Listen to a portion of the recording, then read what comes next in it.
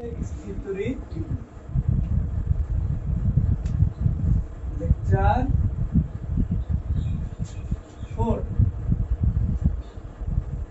কতদিন আমাদের যে বিষয়টা নিয়ে আলোচনা হয়েছে সেটা হচ্ছে বিদ্যুৎযোগ্যতা কুলম্বের সূত্র মূলত কুলম্বের সূত্র তাই না কুলম্বের সূত্রটা আমরা লাস্ট কি পাইছিলাম যে F equal to C অথবা K C অথবা K অ্যাকচুয়ালি কুলম্বের নাম অনুসারে দেখা যাচ্ছে সেটাই লিখতে এখন কে ইউজ করে তারপরে Q1 Q2 ভাগ কত R স্কয়ার চার্জ দর গুণফলের সমানুপাতিক দূরত্বের বর্গের ব্যস্ততা সব একসাথে করে ধ্রুবক দিয়ে আবার সমান দিয়ে দিয়েছিলাম তাই না তো পরীক্ষা করে দেখা গেছে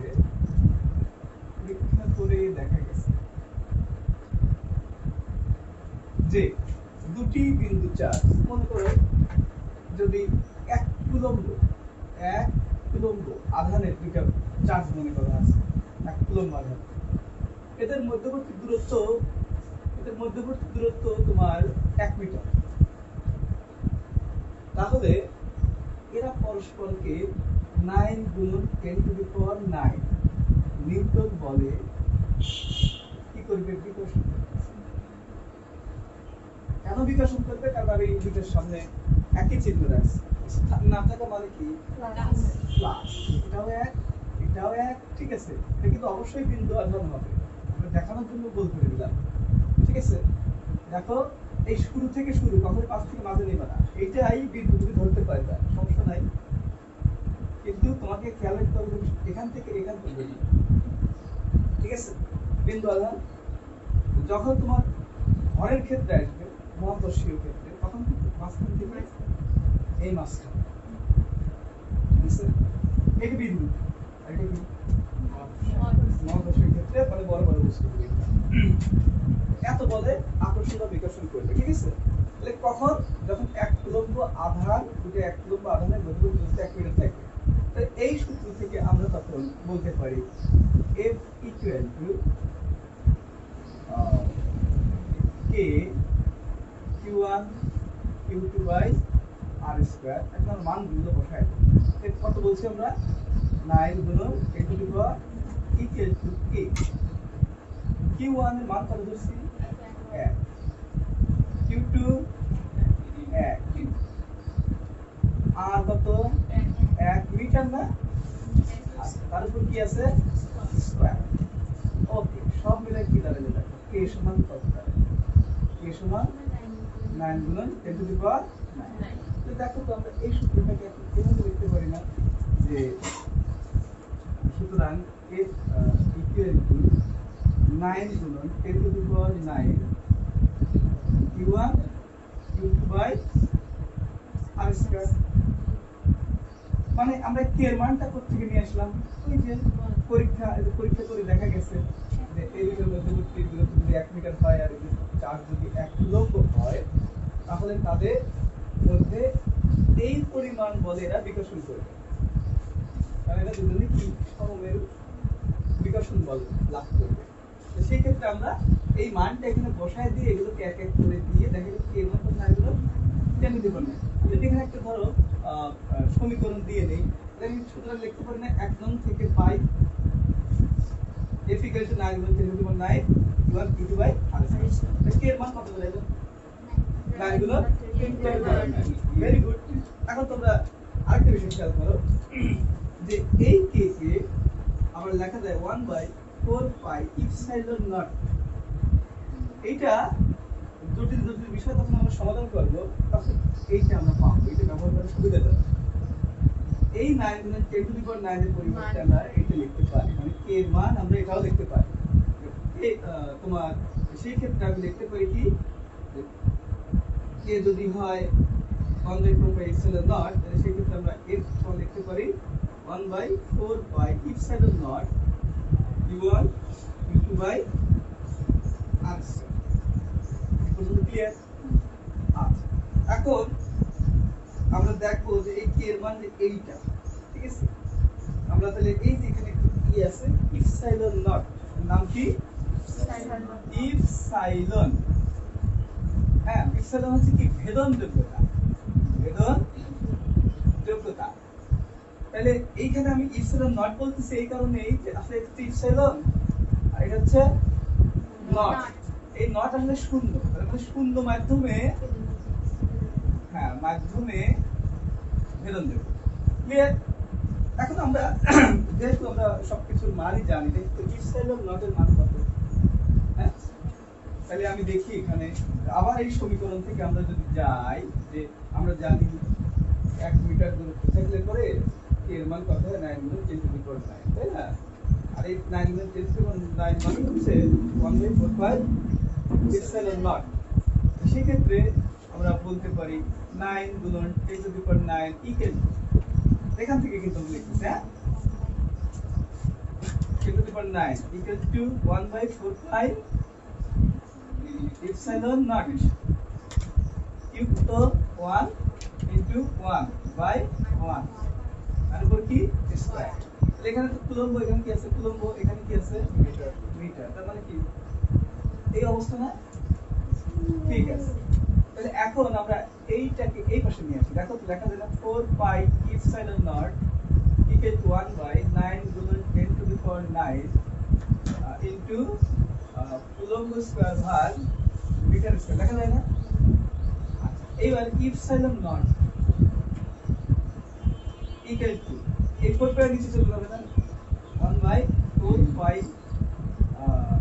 তারপরে কি, হ্যাঁ গুণন 1/9 গুণন 10⁹ কুলম্ব স্কয়ার মিটার ইনভার্স 2। এবার তুমি হিসাব করলেই পেয়ে যাবে হচ্ছে যে শূন্য মাধ্যমে ভেদন যোগ্যতার মানটা পেয়ে যাবে। সবাই ক্যালকুলেটর বের করো। দেখি যে এইটা আমাদের নিউটন ছিল না, আমরা নিউটনটা আমরা নিয়ে গেছি এখানে। হ্যাঁ, নিউটন উপরে উঠলে কি হবে? ইনভার্স 1 হবে। তাহলে আমরা লিখতে পারি কি যে কুলম্ব স্কয়ার নিউটন ইনভার্স 1 আর মিটার ইনভার্স 2। তাহলে এইটা হচ্ছে সেই শূন্য মাধ্যমে ভেদন যোগ্যতার মান। ঠিক আছে? যদি কোনো সময় ভুলে যাও, মুখস্থ নাই, অনেক সময় মুখস্থ থাকে না, তখন কি করবে? যে হ্যাঁ স্যার তো এই বলছিল 9 গুণ 10⁹ লিখুন বলে বিকশন করবে, সেই মানটা তোমরা বসায় নিয়ে খুব সহজেই শূন্য মাধ্যমে ভেদন যোগ্যতার মানটা বের করে ফেলতে পারবে। আর অনেক সময় কি একটু কথা আসে, তোমরা এই করতে পারো, কিন্তু মানগুলো বসায় বসায় বের করতে পারবে। তাহলে কি রাত্রে ঘুমের সমস্যা হয়েছে? বুঝতেছি তো এরকম মনোযোগ দাও। আচ্ছা, এইবার আসতে হচ্ছে কি, তাহলে সেই ভেদন যোগ্যতা, ভেদন যোগ্যতা একটা কোনো কিছু ভেদ করার যোগ্যতা, ভেদন যোগ্যতা। মনে করো ওই যে তোমার চুম্বক ছোটবেলায় খেলছো, টেবিলের নিচে একটা চুম্বক রাখলে উপরের চুম্বককেও কি করতো? আকর্ষণ করতো না? তাহলে তো না, আবার সমমেরু করলে দেখবে, চুম্বকের সমমেরু করলে কিন্তু তুমি দেখবে কি ধরো এইটা চুম্বক আর এটা আরেকটা চুম্বক। হ্যাঁ, এই পাশে হচ্ছে তোমার নর্থ, এই পাশে সাউথ, এই পাশে নর্থ, এই পাশে সাউথ। যদি আমরা এইভাবে নেই তাহলে এইভাবে এসে লেগে যায়। যদি আমরা ঘুরে দেই, তুমি যত আগাবা দেখবে পিছিয়ে যাচ্ছে, আগে পিছিয়ে যাচ্ছে। এরকম খেলা খেলছো না ছোটবেলায়? ঠিক ভেদন যোগ্যতাটা হচ্ছে ধরো যে এই দুটি মনে করো চার্জ, এর মধ্যে এই মুহূর্তে কি আছে? বায়ু আছে। এখন এই বায়ুকে ভেদ করতে হবে। হ্যাঁ, তখন বায়ুকে ভেদ করার যোগ্যতা কেমন?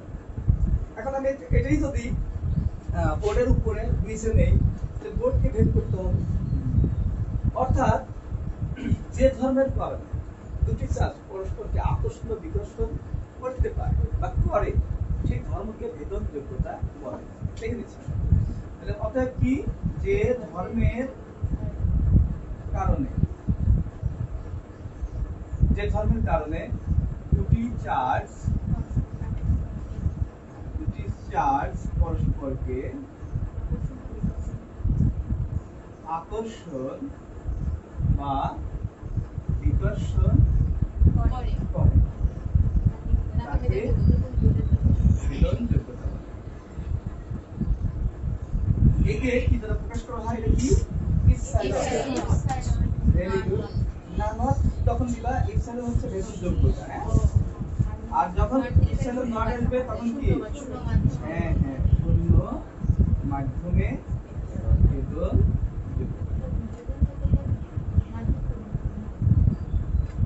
বেতন যোগ্যতার মাধ্যম না, বিভিন্ন মাধ্যমে বেতন যোগ্যতা বিভিন্ন রকম। যেমন তোমরা প্রতিসরণ অঙ্ক করছো না, যে পানিতে প্রতিসরণ 1.33, বাতাসে কত 1.00 এরকম করছো না, ঠিক এরকম বেতন যোগ্যতা এক এক জায়গায় এক এক রকম। কারণ এই টেবিলে কাঠের নিচ এখানে একরকম হবে, ওই বাতাসে একরকম হবে, এখানে একরকম হবে, বিল্ডিং এর এই পাশে চার্জ রাখলে আর ওয়ালের ওই পাশে আরেকটা চার্জ দিলে অবশ্যই এই ভেদ করার যোগ্যতাটা মানে বেশ কঠিন হয়ে যাবে না? তো স্বাভাবিকভাবে শূন্য মাধ্যমে যে পরিমাণ মনে করো আকর্ষণ হওয়ার কথা, অবশ্যই অন্য কোনো মাধ্যমে তার চেয়ে কম আকর্ষণ, বা শূন্য মাধ্যমে যে পরিমাণ বিকর্ষণ হওয়ার কথা অন্য কোনো মাধ্যমে অবশ্যই কম হবে। কারণ মাঝখানে শূন্য আর শূন্য পানিতে দিলাম, পানিতে দিয়ে দিলে চার্জিং প্রেসার একটা, তাদের মধ্যে যে আকর্ষণটা হবে অবশ্যই শূন্য মাধ্যমে চেয়ে কম। কথা বলে গেছে? ওকে, কথা যখন চলে আসলোই তাহলে আরেকটা কথা এখন মনে পড়ে গেল, সেটা হচ্ছে পরাবৈদ্যুতিক ধ্রুবক। নাম শুনছো কি পরাবৈদ্যুতিক ধ্রুবক? না, ডাইইলেকট্রিক শুনছো? ডাইইলেকট্রিক, আচ্ছা ডাইইলেকট্রিক মাধ্যম বা পরাবৈদ্যুতিক মাধ্যম। পরাবৈদ্যুতিক মাধ্যম হচ্ছে যে দুটি চার্জের মধ্যে যদি কোনো অন্তর পদার্থ থাকে, মানে যার মধ্যে দিয়ে বিদ্যুৎ চলাচল করতে পারবে না, মানে শূন্য মাধ্যম দিয়ে কিন্তু চলাচল করতে পারবে। কিন্তু দেখো একদম যদি বাতাস হয় ভিতরে, বাতাস কি বিদ্যুৎ পরিবাহী নাকি অপরিবাহী? অপরিবাহী। আচ্ছা, পরিবাহীর পক্ষে কেউ আসো? দেখবেন চুপ ছিল যে একসাথে বলতে হবে যে অবশ্যই অপরিবাহী, তাছাড়া তো স্যার আমরা তারের নিচে আসতেই পারতাম না, তারের নিচে আসতে বাদুরের মতো আমরা ঝুলে ঝুলে থাকতাম। হ্যাঁ, 11,000 ভোল্টেজ যায় তোমাদের মাথার উপর দিয়ে, যে পরিবাহী হলে কি চলা সম্ভব? একদম ড্যাম শিওর হয়, কোনো কনফিউজ নেই। না, অবশ্যই স্যার বিদ্যুৎ বায়ু অপরিবাহী, কিন্তু পানি পরিবাহী। এরকম অনেক প্রমাণও আছে। হ্যাঁ, আমার নানার বাড়িতে এরকম একটা ঘটনা ঘটছিল, ঠিক আছে? এক অন্ধ ভিক্ষা করতো, এই গ্রামে ওই গ্রামে, তখন নৌকা সিস্টেম, আর নৌকাগুলো হয়তো তোমার এই লগি বয়া নিয়ে আসে। পানির হাইট এতই বেড়ে গেছে যে পিছনের তার সাথে বেড়ে গেছে, হ্যাঁ বেড়ে গেছে, এবং লগিটা আছে ওইভাবেই আছে, তো চিৎকার দিছে। সামনের যে ভিক্ষু, উনি, আমরা তো দেশ গ্রামে যাই হয় দেখবে কি, যাই হোক না কেন সবাইকে তাকে পানি দেবে, পানির ইউজ কিন্তু আছে। তোমাকে কারেন্ট শক করছে, পানি দেবে। হ্যাঁ, তোমার ধরো যে হাত ভেঙে গেছে, হাতে পানি দিতেছে। হ্যাঁ, মানে পানি কিন্তু সবসময় আছে, পানির অপর নাম জীবন, এটা আসলে অটোমেটিক্যালি হয়ে যায়। কারণ উনি ওই সামনের নৌকা দেখতে পাচ্ছে না, তো শুধু নৌকা থেকে পানি ছিটিয়ে দিচ্ছে। ছিটানোর কোনো এক পর্যায়ে হয়তো মাঝখানে ফাঁকা হয়নি, কারণ স্টিল কিন্তু দেখবে কি বিন্দুগুলো ফাঁকা হয়ে যায়। কোনো এক সময় হয়তো স্টোরের মধ্যে গেছে, কিন্তু সবগুলো একসাথে আছে। সাথে উনিও একটা ধাক্কা খাওয়া পড়ে গেছে। এর মধ্যে গ্রামের অন্যান্য লোকজনের মধ্যে ওই শুকনা যে বসে দিয়ে বাড়ি দিয়ে তার থেকে ছাড়াই দুজনে বেঁচে গেছে। কিন্তু ঘটনা কিন্তু এরকম ঘটতে পারে। দেখো, বাতাস কিন্তু তোমার বিদ্যুৎ অপরিবাহী। স্যার, বাতাস যদি অপরিবাহী হয়, বাতাস, পানি, মাটি, এগুলো তো সব একই জাতীয়, হ্যাঁ, এগুলোও কিন্তু অপরিবাহী। এটা কিন্তু ভাবার কোনো অপশনই নাই, কারণ আমরা মাটি তৈরি, আর মাটির সবচেয়ে বড় আর্থিক বিদ্যুৎ চমকায় না, বিদ্যুতের যে মাটিতে এসে পড়ে আসলে ওখান থেকে কিন্তু চার্জ, এখান থেকে যায় চার্জ নিরপেক্ষ করে। বজ্র নিরোধক মনে আছে তোমাদের? বজ্র নিরোধক বিল্ডিং গুলোর মাথায় সুচালু করে এরকম করে দেওয়া থাকে, হ্যাঁ এরকম ভাবে সুচালু থাকে। কারণ আমরা জানি চার্জ সবসময় মানে যেখানে তোমার একটু কর্নার বা গোলাকার, মানে বক্র জায়গাতে চার্জের পরিমাণ একটু বেশি থাকে। দেখবে তোমার মাথাতে যে চুল আছে না, তোমার যেখানে বক্রতা বেশি, সেখান থেকে চুলের পরিমাণ একটু বেশি। হ্যাঁ দেখবে কি যে তোমার সব উদাহরণ দিতে পারি। তো এই সুচালো জায়গায় কিন্তু তোমার চার্জ বেশি থাকে, আর করে যখন এরকম ইলেকট্রিক আসে না, এখান থেকে তোমার স্কুলিং এর সৃষ্টি হয়। দেখ আমি ওই আলোচনা পরে যাবো। হ্যাঁ আজকের আলোচনা হচ্ছে পরবর্তী মাধ্যম। তো পরবর্তী মাধ্যম থেকে, তো পরবর্তী মাধ্যম দুটি চার্জের মধ্যে যদি কোনো অন্তরক পদার্থ থাকে, দুটি চার্জের মধ্যে যদি কোনো অন্তরক পদার্থ থাকে, তাহলে সেই মাধ্যমকে বলবো পরবর্তী মাধ্যম। কথা বলা গেছে? দুটি চার্জের মধ্যে যদি কি থাকে, অন্তরক পদার্থ থাকে, তাহলে কি না Q2, এই মাঝখানে যে অংশটা আছে এখানে কি অন্তরক পদার্থ থাকে। ঠিক আছে, অন্তরক লিখে দিই। হ্যাঁ অন্তরক। এই অন্তরক পদার্থ থাকলে এই মাধ্যমটাকে, এই টোটাল মাধ্যমটাকে আমি কি বলবো এখন? পরাবৈদ্যুতিক।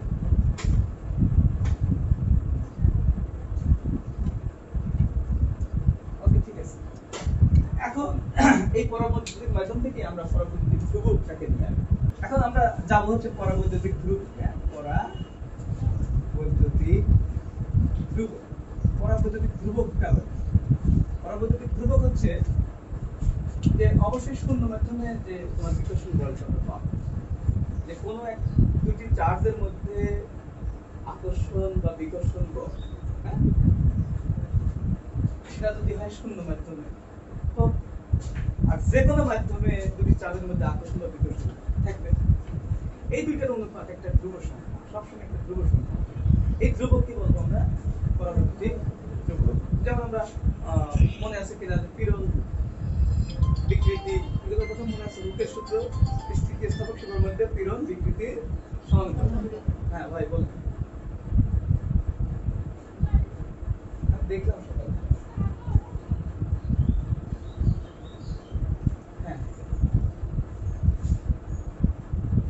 তো পরবৈদ্যুতিক ধ্রুবক হচ্ছে কি, যে শূন্য মাধ্যমে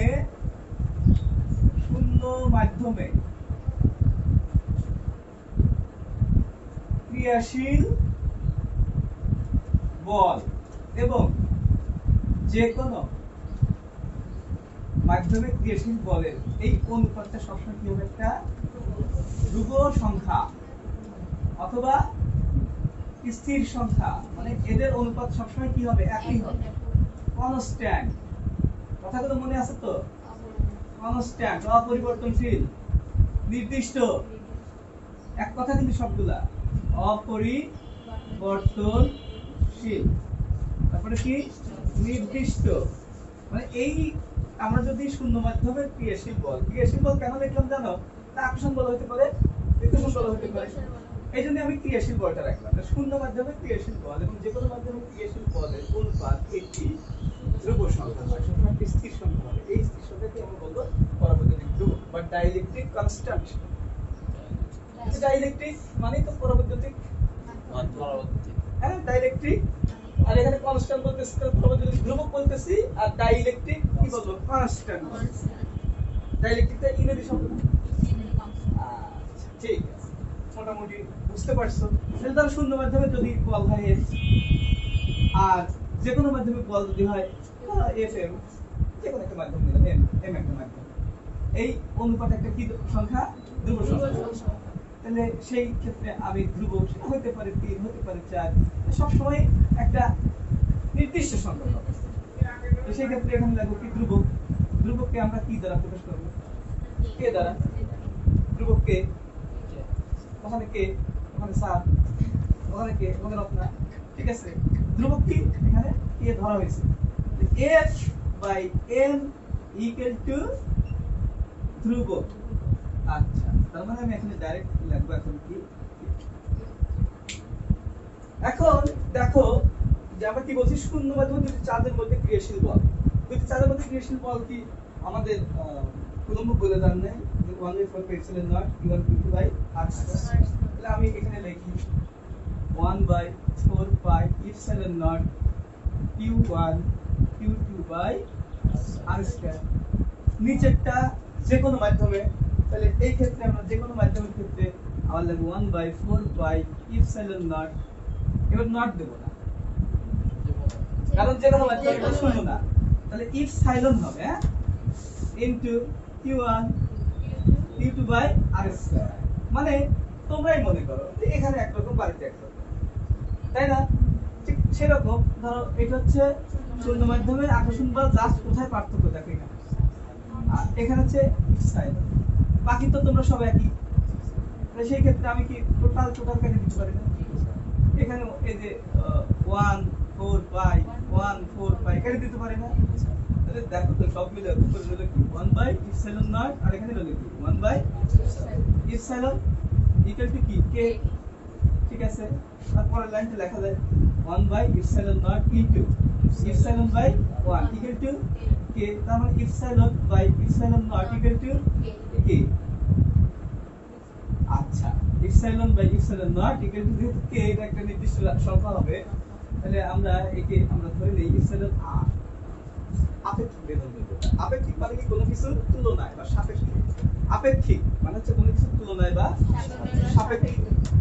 ঠিক আছে, মনে আছে এই কথাগুলো কিন্তু সবসময় আমাদের পারিভাষিক শব্দ ব্যবহার করতে হচ্ছে, যার কারণে আপেক্ষিক মানে কি তুলনায়। তাহলে কার সাথে তুলনা করতেছি?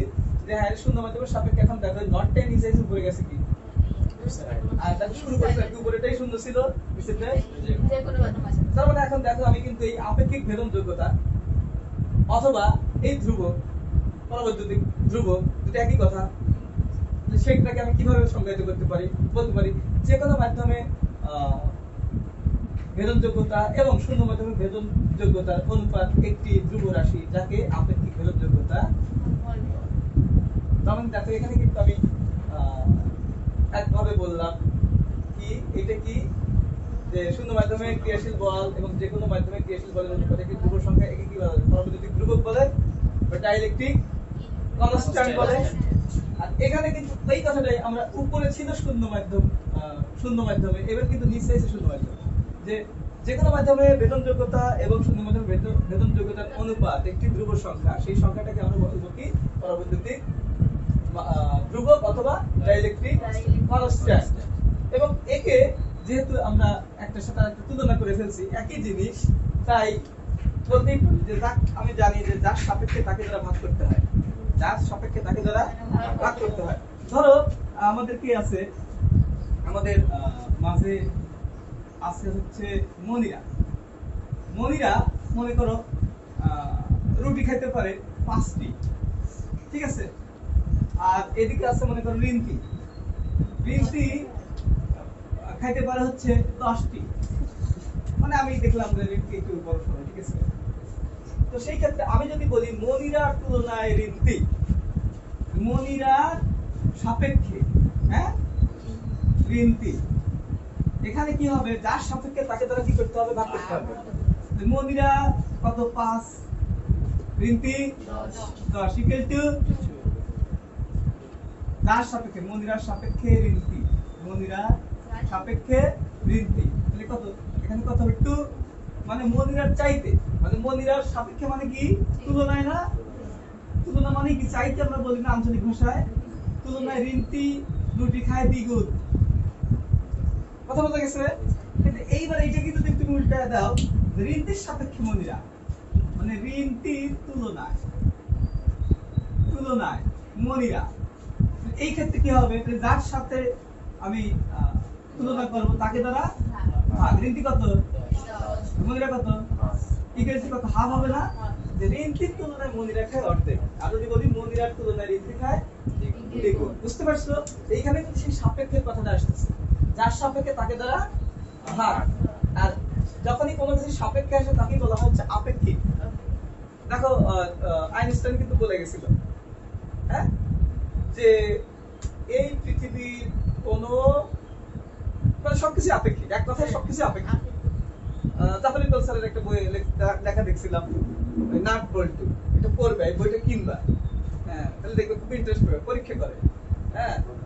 আপেক্ষিকতার সবচেয়ে সহজ ভাবে সে উদাহরণ দিচ্ছে আইনস্টাইন, যে যদি মনে করো একটা তুখর গরম চুলার পাশে তুমি থাকো, তাহলে তোমার কাছে 5 মিনিট মনে হবে তুমি 1 ঘন্টা রয়েছো। আর যদি তুমি কোনো একটা সুন্দর মেয়ের পাশে বসে থাকো, তখন তোমার মনে হবে যে 5 মিনিট আসলে 1 মিনিট হয়ে গেছে। মানে সিচুয়েশনটা বোঝানোর জন্য মানে আপেক্ষিকতা বোঝানোর জন্য এর চেয়ে বড় উদাহরণ সে আর পায় না। সবাই বলছে আপেক্ষিকতা কি যেভাবে বোঝায় বোঝে না। তো ওই নাট বল্টু নাট আবার সে ছিল হচ্ছে মনে করো গবেষক, বিশিষ্ট গবেষক। আর বল্টু বলছিল খুব সুন্দর। তারপর বল নাট ছোট, ওরা ধরো ক্লাস 2 3 পরে এরকম। আর বল্টুর বল পরে মনে করো অনার্স, সে যা এরকম আগুনের পাশে যা 5 মিনিট দাঁড়ায় থাকে। তারপরে সে দেখে 5 মিনিট গেল কি আমার কাছে তো কিছু মনে হচ্ছে না, বেশ হচ্ছে লাগে দেখলে সবাই বলে বল্টুর বল বেশ সুন্দরী। তাই যাই বসে তো যাই বলছে আপস বসে ওর কাছে কি এটা মনে হবে, ওর অপর কাছে বসে থেকে এটা হবে? তো বিষয় হচ্ছে এরকম, হ্যাঁ, যে আপেক্ষিক বিষয়টা। এই বইটা পড়বে, খুব মজার বই। হ্যাঁ, তাহলে শেষমেশ কি পেলাম আমরা? এটাও কিন্তু আমি পরাবৈদ্যুতিক ধ্রুবকও বলতে পারি, আবার একে আমরা আপেক্ষিক ভেদন যোগ্যতা বলতে পারি। তাহলে কিন্তু ক্লিয়ার।